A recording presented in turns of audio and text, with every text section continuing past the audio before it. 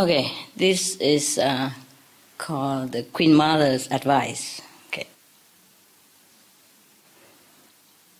There's a king in ancient India. His name is Gopi Chand.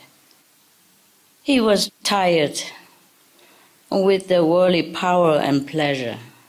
You know, like Siddhartha, the Buddha, yeah?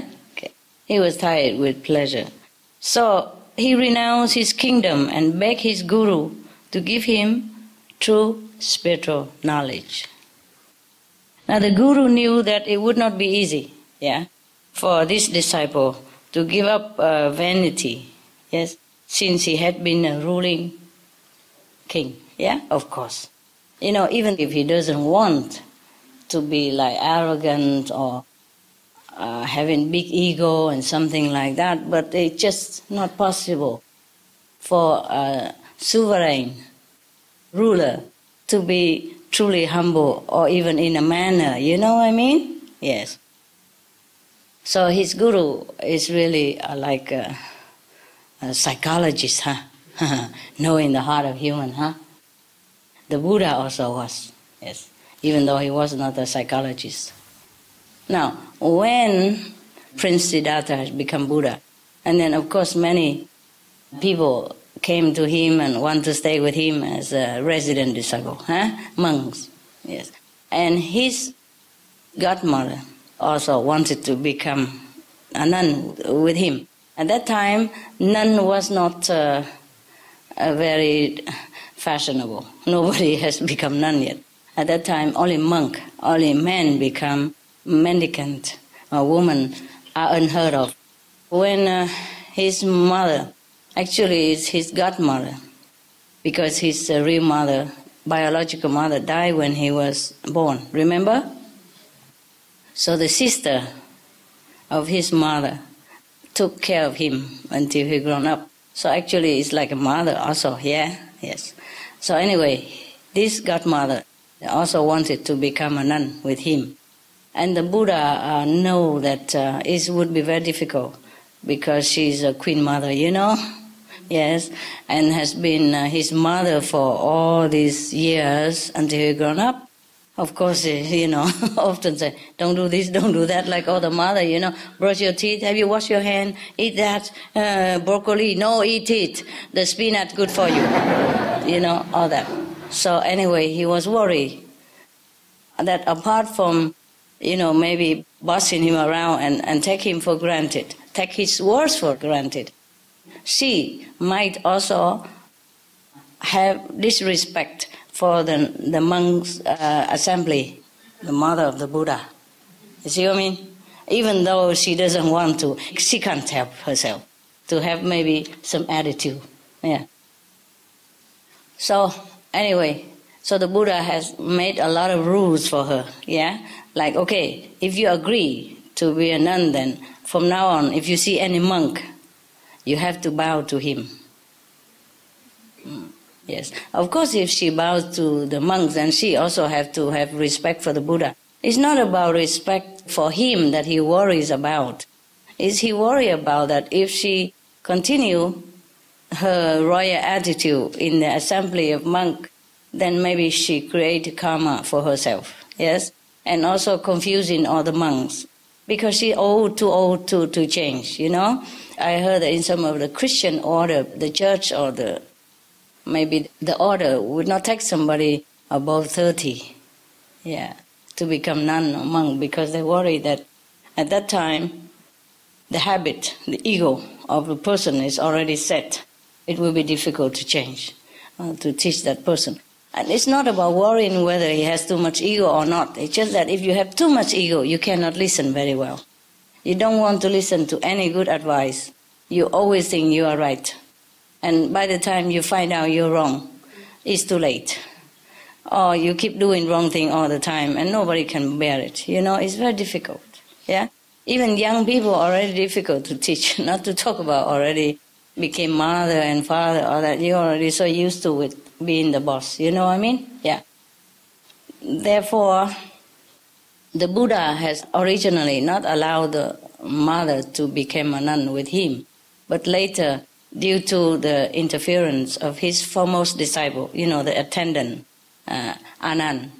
He said, oh, please remember, she was the one who took care of you all the time up to now since you were young and helpless. If it hasn't been for her, we would not have the Buddha today to revere. So, the Buddha said, okay, but with condition, yeah? So he laid down many rules for her to follow, including having to respect any monks that she sees. Because he worried that she might stay there and, a position of a Buddha's mother and always tell everybody what to do. Or check them out, controlling them, then it would be like a family again. See what I mean? And the monks already left all the family and the wife and anything behind that controls him. And coming here being controlled by the Queen Mother, then what's the use? Yeah? So, but anyway, because the mother of the Buddha was very determined to become a nun, because she realizes that nothing else better than this. So she accepted everything. And she became just a humble disciple, she promised, Therefore, the Buddha accepted her. And she was the first nun ever in his assembly, or maybe in the assembly everywhere at that time in India. I'm not sure before that if any nun or not, but I think she probably is the first one. Because in India, even now, if you are a woman and you go out alone, you'll be looked out upon too. You should never go out alone. I told you already many times, huh? Indian tradition, okay. Well, I did not know that, of course, The deaf would not be fearful of the gun. Hear nothing. What you don't know cannot hurt you. I did not know that, so I walk everywhere alone. Proudly, naturally, like I'm walking in my house. I never thought anything, because to me at that time, man, woman, same. Yeah, I can't see anything different anywhere, It's a shame to me. But luckily, mostly they treat me with respect, except that many of them want to take me home to take care. Yes, it's very cute, lovely people. Mm. All right, let's go back to our interesting story here. The Guru said to Gobind Chand, the king, he said, Gobind Chand, my son. He's a king and he called my son. So the Guru said to Gobind Chand, when he came to request, for spiritual knowledge and renunciation, he said, Gobind Chand, my son. No, he wouldn't say like that. He would say, Gobind Chand, my son. With a beard. Gobind Chand, my son.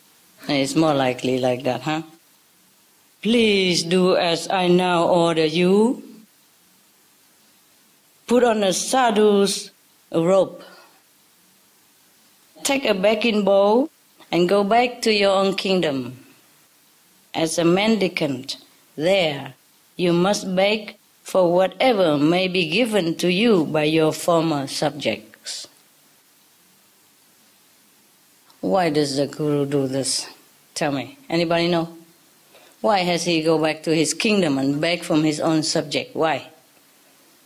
To see how he feels, to remember how he feels.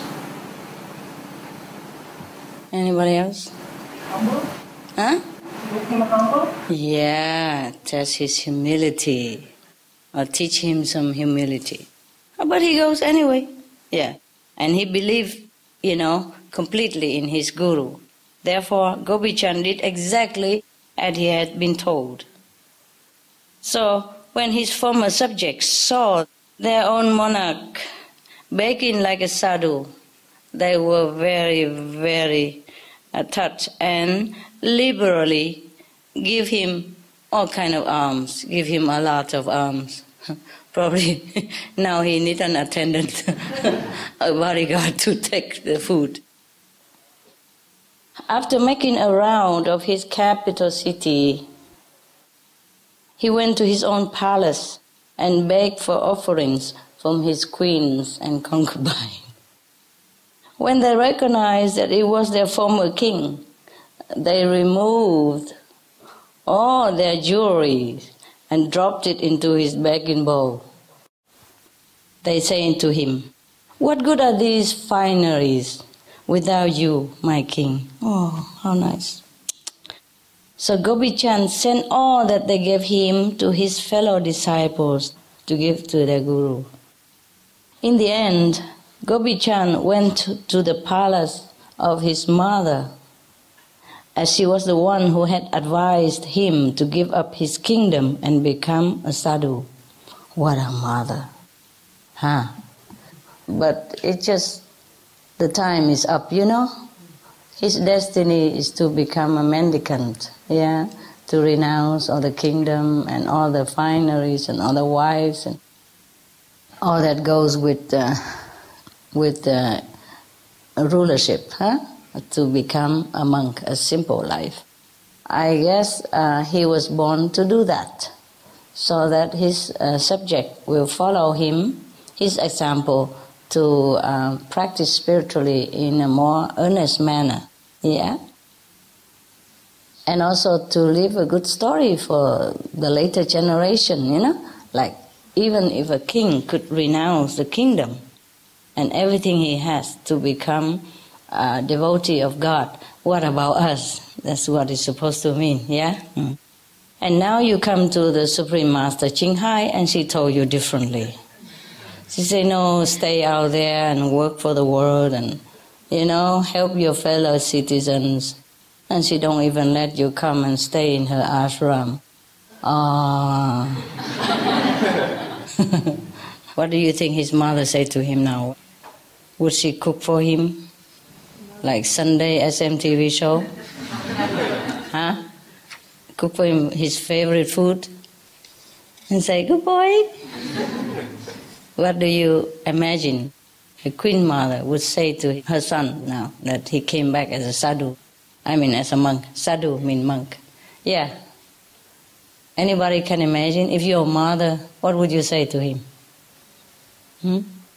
Come back, stay, I miss you. No. Suppose your son go become monk and he came to visit you, you know, and you are older and wiser.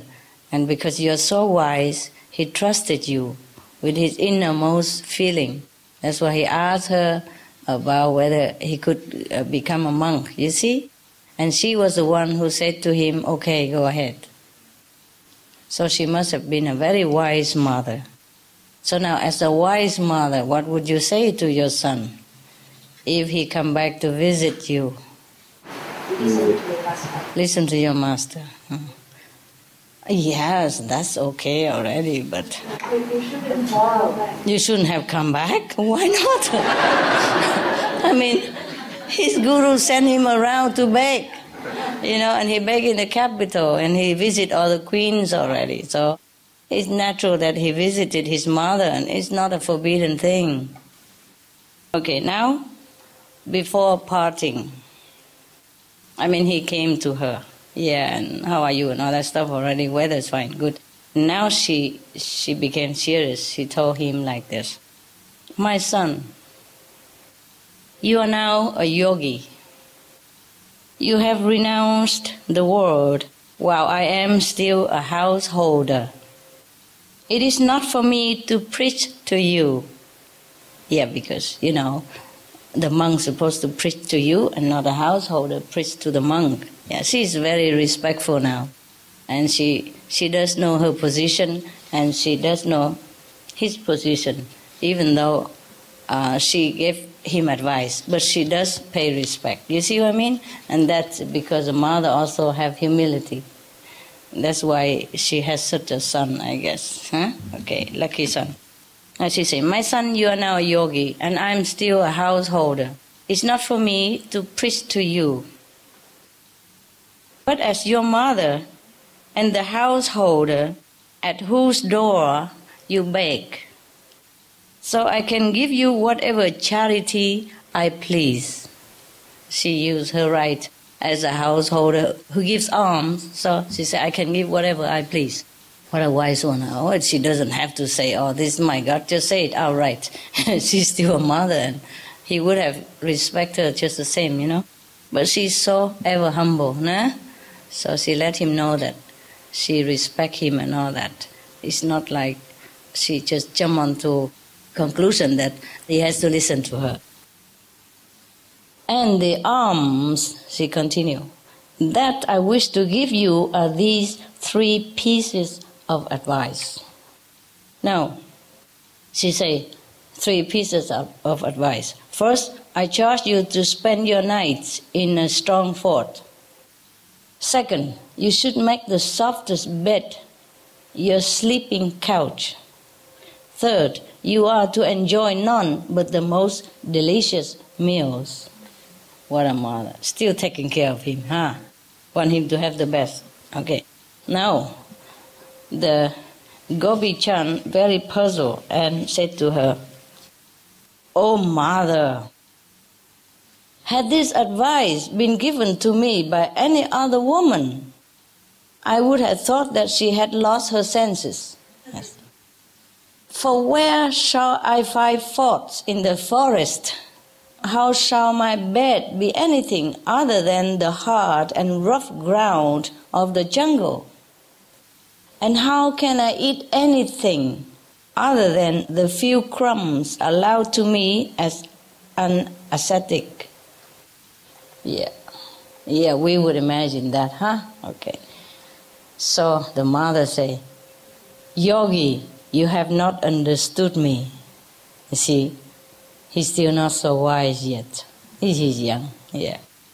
So even though a mother is a household, but she's very, very wise. So she tell him again now. "You are a handsome young man, and women, young and old, will come to listen to you. Your guru will be your strongest defense against them. So that is your fort. Yeah? Build a fortress of your guru's company and satsang around yourself." Satsang is the assembly of the people who practice the truth, yeah? The monks, yeah. Mostly are the monks, yeah. The one with the same ideal as him, renunciation as him, yeah? So she advised her son, now a yogi, to take refuge in his guru and the assembly of the satsang, of the monks, yeah? Because when he's always with them and having them always in his heart, then he will be one with them, and they become a united front, a powerful force against the temptation. Yes, because he's still young and handsome even, yes. And the former king, all the girls would be very curious even, yeah? And like to hang around. Okay, so she said, take refuge, build your fortress around yourself with the company of your guru and the satsang. Yes. The master words keep one on the right path. Secondly, stay awake and practice meditation day and night till you can keep awake no longer. At that point, even thorns and stones will seem like soft velvet to you, and you will find it more comforting than a bed of flowers in the palace. Yes. Lastly, the third advice. Try to stay hungry or eat rather sparingly. Then even a dry morsel will taste delicious to you.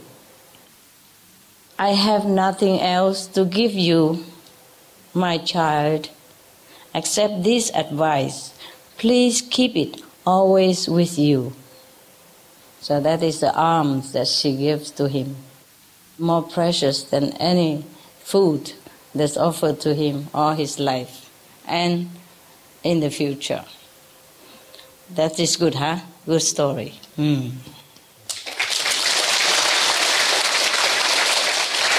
Very good story. I like it very much. I wonder why she sent her son out like that. Why? Huh? Why does she send her son out to be a yogi? She wants the best for him. She wants the best for him. Okay. Why doesn't she want the best for herself? Tell me. Too old, maybe? Too old? Perhaps. Yeah, too old. Yeah. Also, in the old time, women are not allowed to be in the assembly of monks. Not even go near, very near even. Some temple, they have only monks in there, and they lock their gates forever. Even nun cannot enter. Or any woman near the gate, they don't let you in. They don't talk to you even. They say, go away. Yeah. Okay, very good. She wants the best for him. Perhaps that's what it is. Okay, very good.